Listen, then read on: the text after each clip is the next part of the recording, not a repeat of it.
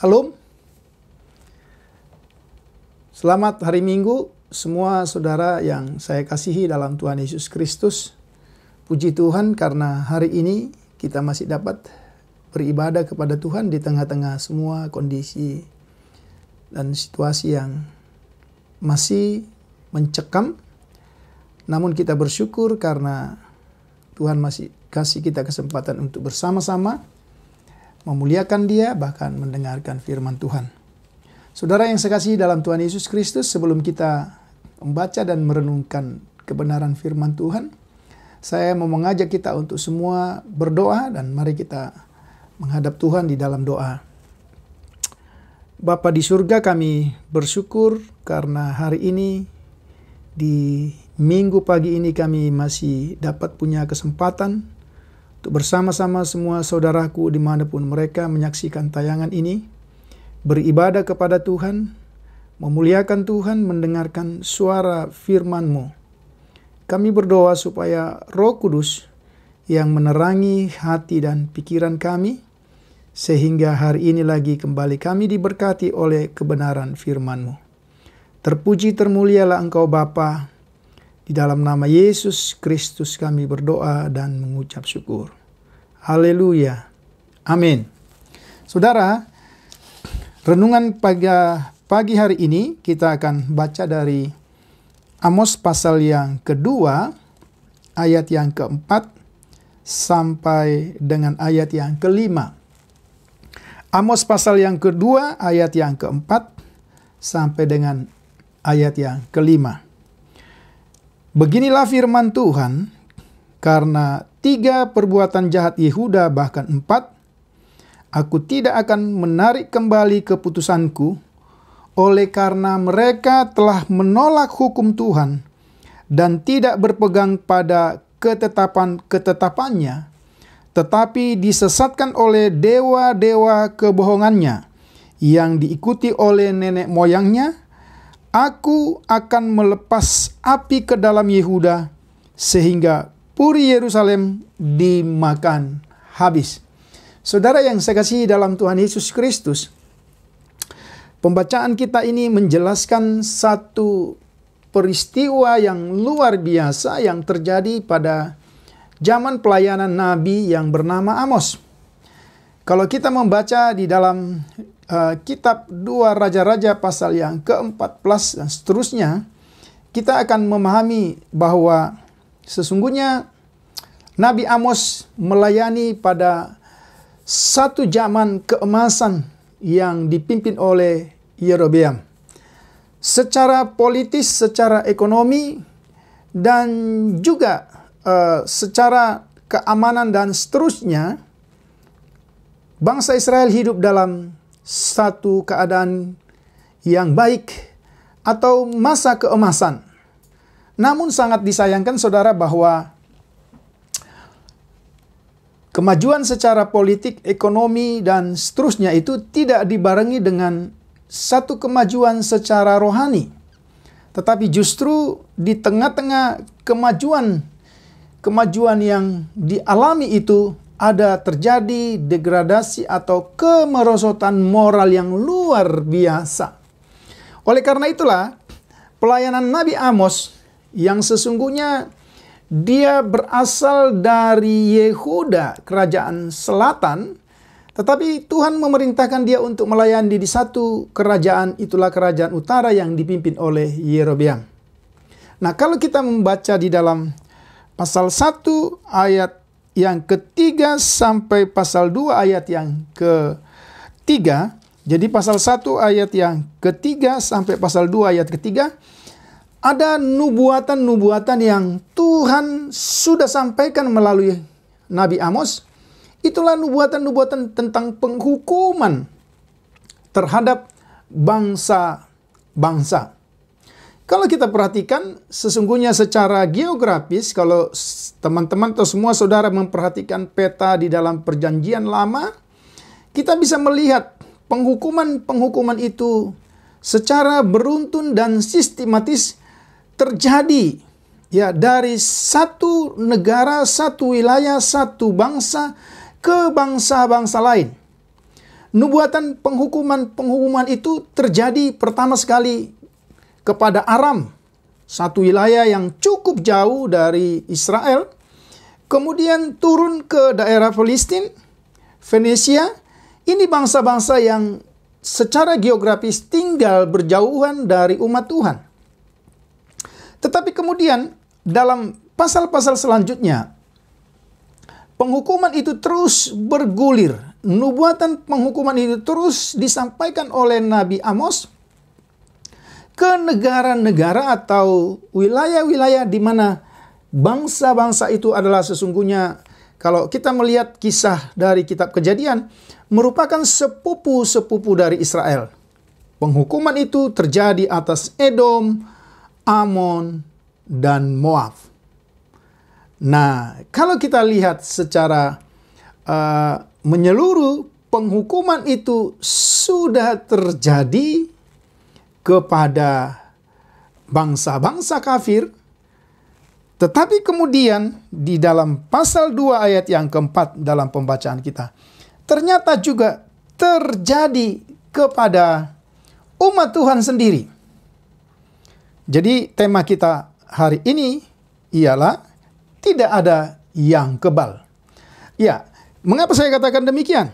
Ketika penghukuman itu terjadi kepada Aram, kepada Filistin, kepada Fenisia, Edom, Amon, dan Moab, maka kemungkinan besar umat Tuhan pada waktu itu melihat ini sebagai sesuatu yang memang seharusnya terjadi. Sama misalnya kalau kejadian-kejadian yang terjadi di provinsi-provinsi atau wilayah-wilayah tertentu di negara kita ini, ya, ada orang yang berkata, wah, kejadian atau gempa bumi atau bencana alam itu disebabkan karena perbuatan bangsa atau perbuatan orang-orang yang tidak percaya kepada Tuhan, maka itu menimpa mereka. Sehingga ada wilayah-wilayah yang misalnya mayoritas bukan orang Kristen, ketika terjadi di sana bencana, maka banyak orang Kristen yang berkata, itu sebagai akibat hukuman Tuhan. Tetapi pertanyaannya, ketika itu terjadi kepada wilayah atau pulau-pulau di mana sesungguhnya penduduknya berlatar belakang agama Kristen, apa yang akan kita katakan? Seperti itulah gambaran ketika bangsa Israel mencoba menyaksikan seluruh penghukuman Tuhan, ya, dari utara sampai kepada selatan. Mereka melihat itu sepantasnya terjadi. Tetapi dengan tema yang kita berikan hari ini, tidak ada yang kebal, maka mereka begitu kaget dan terkejut. Kalau kita memperhatikan, nubuatan penghukuman itu persis sama, dengan kalimat yang sama. Karena dikatakan karena 3 perbuatan jahat Yehuda, bahkan 4. Tentu kalimat ini bukanlah satu kalimat yang harus kita pahami secara literal. Karena 3 perbuatan jahat Yehuda, bahkan 4. Kalau ini secara literal, tentu dosa dan kejahatan Yehuda dan bangsa-bangsa, 6 bangsa yang mendahului Yehuda pada waktu itu terlalu sedikit. Tetapi apa yang dimaksud dengan kalimat ini? Izinkan saya memberikan interpretasi yang saya pikir juga ada referensinya kalau kita membaca di dalam Alkitab. Sesungguhnya ini mau menjelaskan yang pertama, karena 3 perbuatan jahat Yehuda, bahkan 4, itu mau menjelaskan bahwa kejahatan-kejahatan bangsa-bangsa, bahkan kejahatan bangsa Yehuda sendiri telah dihitung secara lengkap dan pasti. Itu yang pertama. Tetapi yang kedua, sesungguhnya ini juga merupakan ungkapan yang seringkali muncul dalam sastra hikmat Timur Tengah. Ya, misalnya kalau kita membandingkan dalam Amos pasal 30 ayat 21, di sana dikatakan, karena 3 hal bumi gemetar, bahkan karena 4 hal itu tidak dapat ditahan. Ya, jadi yang dipersoalkan di sini bukan jumlahnya secara persis 3 atau 4, melainkan satu rentetan yang justru masih dapat diteruskan tanpa henti. Itu yang bisa kita lihat. Nah, tetapi kalau juga kita melihat dari sisi Allah, karena 3 bahkan 4, bukankah ini justru menjelaskan bahwa ternyata Allah itu bukan Allah yang kejam, ya, yang serta-merta langsung menghukum seperti pandangan banyak orang Kristen terhadap Perjanjian Lama, tetapi Allah yang sebenarnya masih memberi kesempatan setiap orang untuk bertobat. Sehingga dikatakan karena 3 bahkan 4. Tuhan itu panjang sabar dan memberikan kesempatan kepada bangsa-bangsa, 6 bangsa-bangsa di luar Israel, di luar Yehuda pada waktu itu, tetapi juga kepada bangsa Yehuda. Dengan demikian saudara, maka kalau kita memperhatikan, rasa-rasanya apa yang disampaikan Amos kepada 6 bangsa terdahulu dari pasal 1 ayat 3 sampai pasal 2 ayat 3, tidak ada bedanya dengan apa yang disampaikan oleh Amos kepada umat Tuhan sendiri. Ini artinya bahwa Tuhan itu adil. Itu yang pertama. Tuhan itu tidak pandang bulu. Siapa yang berdosa, apakah itu umat Tuhan atau orang di luar umat Tuhan, Tuhan pasti setiap saat, setiap hal, setiap waktu, Dia adalah Tuhan yang adil. Kemudian yang kedua, justru di sini juga kita belajar bahwa sebagai umat Tuhan, sebagai orang percaya, sebagai orang yang memiliki hak istimewa, dikatakan sebagai anak emas, itu bukan berarti kita punya bebas untuk melakukan tanggung jawab kita. Kita tidak kebal terhadap penghukuman Tuhan. Nah, sekarang mari kita lihat apa yang dilakukan oleh Yehuda. Dikatakan, oleh karena mereka telah menolak hukum Tuhan. Dosa yang dilakukan oleh Yehuda ini berbeda 180 derajat dengan dosa-dosa bangsa-bangsa yang telah dicatat dalam pasal 1 ayat 3 sampai pasal 2 ayat yang ketiga. Mereka telah menolak hukum Tuhan. Jika bangsa-bangsa di luar Israel, di luar Yehuda, mereka melanggar suara hati nuraninya karena mereka tidak memiliki hukum Tuhan itu, Yehuda justru menolak penyataan Tuhan. Apa yang menjadi kebanggaan yang dimiliki oleh Israel, yaitu bahwa hanya mereka lah yang dipercayakan hukum Taurat sebagaimana tertulis di dalam Roma pasal 3 ayat 1 dan 2, justru itu yang ditolak oleh mereka. Nah, istilah menolak, oleh karena mereka telah menolak hukum Tuhan, ya. Istilah menolak kalau kita membaca di dalam konteks Perjanjian Lama sebenarnya bisa kita artikan pada 2 prinsip. Yang pertama, manusia menolak Tuhan dan sebagai akibatnya Tuhan menolak manusia. Saya ulang. Manusia menolak Tuhan, maka sebagai akibatnya Tuhan menolak manusia. Jadi pertama-tama Tuhan tidak pernah menolak manusia sebelum manusia itu menolak Dia. Kita bisa membaca itu dalam Hosea pasal 4 ayat yang ke-6. Ya, kalau kita memperhatikan istilah menolak hukum Tuhan, yang dimaksudkan di sini dalam bahasa sesungguhnya dikatakan Torah. Ya, Torah dalam satu pengertian itu berarti mengajar. Istilah Torah di sini tidak hanya bicara tentang 10 hukum yang diberikan Musa waktu bangsa Israel berada di Gunung Sinai. Tapi Torah di sini ingin menjelaskan sebenarnya satu hubungan yang intim antara pengajar dan anak didiknya. Saudara, di dalam Perjanjian Lama, ya, kita mengenal para imam yang dipercayakan oleh Tuhan sebagai pengajar Torah. Itu bisa kita lihat dalam misalnya Imamat 10 ayat 11, Ulangan 33 ayat 10. Namun yang paling sering disebut dalam Perjanjian Lama sebagai pengajar ialah Tuhan sendiri. Mari kita buka misalnya satu ayat di dalam Mazmur pasal yang ke-25, Mazmur pasal 25 ayat yang ke-8. Tuhan itu baik dan benar, sebab itu Ia menunjukkan jalan kepada orang yang sesat. Ayat yang ke-12. Siapakah orang yang takut akan Tuhan? Kepadanya Tuhan menunjukkan jalan yang harus dipilihnya.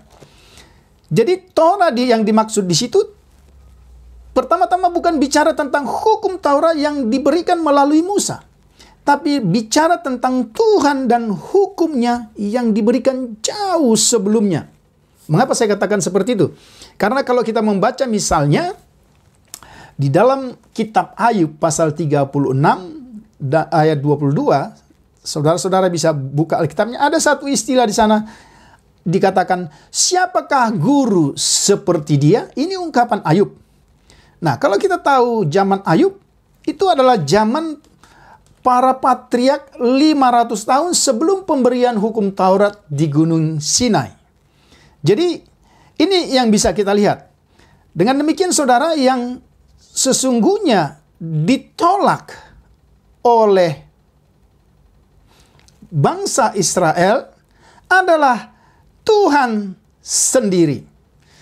Mereka tidak mau menerima Tuhan dan semua ketetapan-ketetapan yang diberikan Tuhan untuk menjadi tolak ukur dalam kehidupan mereka. Nah, kalau kita lihat dalam pembacaan ini, itu yang ditolak. Nah, sebagai akibatnya, saudara, kita lihat karena mereka menolak Tuhan dan ketetapan-ketetapannya, mereka memisahkan satu hubungan yang dikehendaki Tuhan, hubungan yang intim dengan mereka sendiri. Maka kita lihat konsekuensi yang berikut, tetapi disesatkan oleh dewa-dewa kebohongannya. Dosa yang kedua yang merupakan akibat langsung dari penolakan mereka terhadap ketetapan Tuhan, itu yang terdapat di dalam ayat 4b.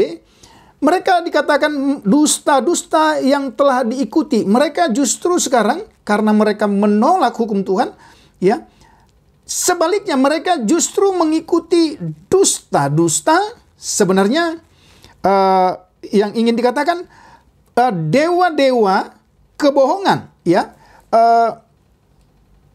Jadi karena mereka menolak Tuhan, maka sekarang mereka mengikuti, ya, dewa-dewa sebagai akibat dari penolakan mereka terhadap Tuhan. Nah, dewa itu bisa dipersonifikasikan dari dusta dan kebohongan, ya. Dewa itu bisa berarti seolah-olah ada, ya.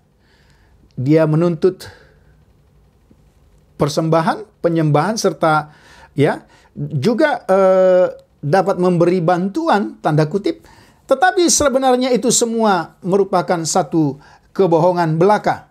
Nah, jadi dengan demikian, saudara, ini kejahatan yang dilakukan oleh Yehuda yang notabene adalah umat Tuhan. Apa yang menarik dari pembacaan ini? Silakan saudara buka pasal 1 ayat 3 sampai pasal 2 ayat 3. Dosa ini justru ditujukan kepada umat Tuhan. Justru umat Tuhan dan bukan bangsa kafir yang dicela oleh Tuhan karena mengikuti dewa lain. Ya. Nah, dikatakan itu sudah mereka lakukan sejak dari nenek moyang mereka, dan itu yang kita bisa lihat. Misalnya ketika perjalanan bangsa Israel, kalau saudara-saudara buka misalnya dalam kitab Keluaran pasal 32, ketika mereka membuat lembu emas di padang gurun, Ya, sehingga dapat kita melihat bahwa sepanjang sejarah perjalanan bangsa Israel sampai kepada kitab Amos ini, ada satu kecenderungan dari umat Tuhan untuk meninggalkan Tuhan dan hukum-hukumnya. Nah, bagaimana ini dapat kita aplikasikan Bapak Ibu semua saudara yang saya kasihi dalam Tuhan Yesus Kristus? Hukum Taurat yang dimaksud pertama-tama tidak bicara kitab atau hukum yang tertulis yang diterima oleh Musa, tetapi hukum Taurat atau Taurat dalam arti mengajar itu bicara tentang hubungan personal dengan Tuhan. Artinya yang ingin ditekankan di sini, seringkali sebagai orang percaya kita terjebak kepada satu perbuatan-perbuatan atau ibadah-ibadah yang hanya bersifat harfiah saja. Tetapi yang Tuhan tuntut sesungguhnya adalah bagaimana hubungan kita secara pribadi dengan Tuhan. Kalau kita kembali misalnya, coba kita membaca apa yang dikatakan Tuhan dalam Yesaya 29 ayat yang ke-13. Ya, Yesaya 29 ayat 13.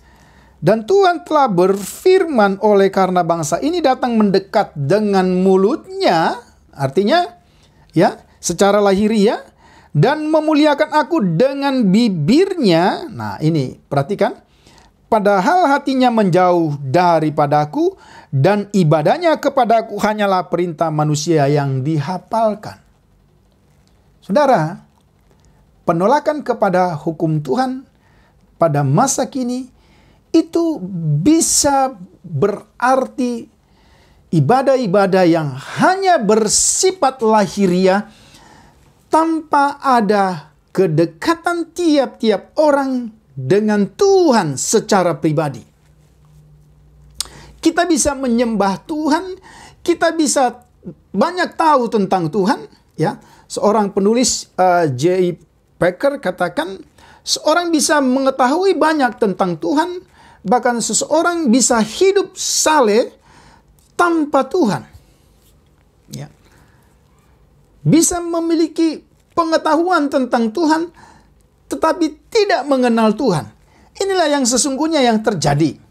Dan krisis ini terjadi sampai hari ini. Ketika kekristenan itu menjadi kekristenan yang hanya bersifat lahiriah. Ya, ibadah-ibadah yang kita lakukan itu hanya bersifat ritual. Seperti yang dikatakan dalam Yesaya 29 ayat yang ke-13 tadi. Ya, menjadi hafalan yang dibuat oleh manusia. Nah, akibatnya saudara, mari kita lihat. Akibatnya dikatakan Tuhan mengirim atau melepas api ke dalam Yehuda sehingga puri Yerusalem dimakan habis. Perhatikan di sini ada hal-hal yang sangat luar biasa. Sehingga puri Yerusalem dimakan habis. Tahukah kita, Yerusalem di mana ada bait Allah, Yerusalem dan bait Allah, ini dua tempat yang sangat sakral dan ini menjadi pusat kehidupan umat Tuhan. Ini menjadi kebanggaan yang terus-menerus dibicarakan oleh umat Tuhan. Kalau misalnya seperti saat ini gereja, ini tempat di mana umat Tuhan seharusnya bertemu. Tapi kalau kita perhatikan, karena pertemuan itu hanya pertemuan yang kosong, tidak memiliki nilai apa-apa, pertemuan yang hanya bersifat lahiriah tanpa setiap orang yang datang tidak memiliki hubungan dengan Tuhan. Ya. Kalau kita mengerti misalnya setiap kali kita memberi korban, ya. Korban itu berasal dari kata karab, ya. Karib, dekat. Jadi sesungguhnya setiap orang yang memberi korban itu atau setiap orang yang memberi kurban, kata yang sesungguhnya yang tepat adalah kurban bukan korban, karena ada kurban maka ada yang dikorbankan. kurban itu sesungguhnya berarti dekat. Tapi seringkali seseorang atau kita bisa memberi kurban, bisa memberi persembahan, apapun bentuknya. Tapi sesungguhnya kurban itu tidak membuat kita dekat kepada Tuhan. Maka, saudara, ini sangat tragis. Ini sangat ironis. Kalau kita lihat, kota Yerusalem itu dihancurkan. Coba kita lihat aplikasinya dengan hari-hari kita hari ini. Ya. Di mana misalnya gereja-gereja Tuhan di bumi hanguskan. Ya, pekerjaan-pekerjaan Tuhan hancur. Hamba-hamba Tuhan dibinasakan. Maaf, saya tidak sementara menghakimi kita, tapi kalau kita perhatikan bagian ini, ya, kita lihat, bukankah kota kebanggaan, tempat-tempat yang kita katakan disitulah Tuhan hadir, tetapi kehadiran Tuhan tidak kita responi dengan mendekat dan kita punya hubungan yang baik dengan Dia. Justru tempat itulah yang dihancurkan oleh Tuhan. Saya masih mengingat satu kisah di dalam 1 Samuel pasal 2 sampai pasal 4. Ketika bangsa Israel berperang melawan orang Palestina.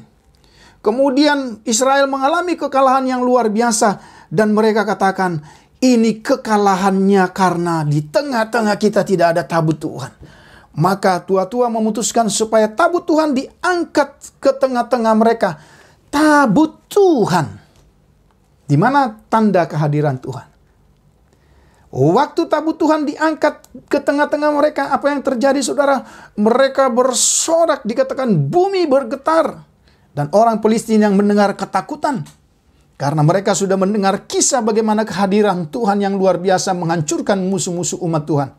Tetapi ketika bangsa Palestina itu mau melarikan diri, Tuhan sendiri yang keluar dari tabut itu. Tanda kutip. Kemudian berkata kepada Palestina, kembali. Karena bangsa ini, ya, bangsa ini akan aku serahkan ke dalam tanganmu. Mengapa kira-kira, saudara? Karena mereka hanya mengandalkan tabut Tuhan, bukan Tuhannya. Mengapa? Karena sementara mereka melayani Tuhan, sementara tabut Tuhan hadir di situ, tapi orang-orang yang melayani Tuhan, salah satu ya atau representasi dari orang-orang yang melayani Tuhan itu adalah Eli dan kedua anaknya yang hidup dalam dosa yang luar biasa. Maka Tuhan habiskan. Perhatikan. Ini pengajaran perjanjian lama yang luar biasa. Tuhan sendiri seringkali menjadi inisiator ya untuk menghancurkan kehidupan umat Tuhan yang hidup beribadah secara lahiriah saja. Hidup beribadah secara lahiriah saja. Saya mau katakan hari ini melalui renungan minggu ini, itu adalah penolakan kepada Tuhan dan hukum-hukumnya.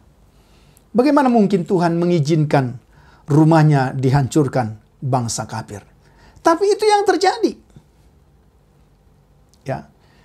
Itu bukan terjadi pada orang-orang yang tidak mengenal Tuhan. Tapi kepada orang-orang yang mendapat keistimewaan dari Tuhan. Orang yang dipilih Tuhan bukan karena kehebatan, karena besarnya mereka. Tapi semata-mata kasih karunia.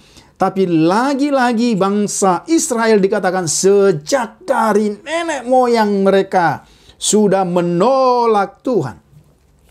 Mari, Bapak Ibu semua saudara yang saya kasihi dalam Tuhan Yesus Kristus. Renungan hari Minggu ini menjadi perenungan yang dalam untuk kita melihat. Apakah kekristenan kita, apakah hidup kita, apakah ibadah kita sesungguhnya adalah ibadah yang hanya bersifat lahiriah.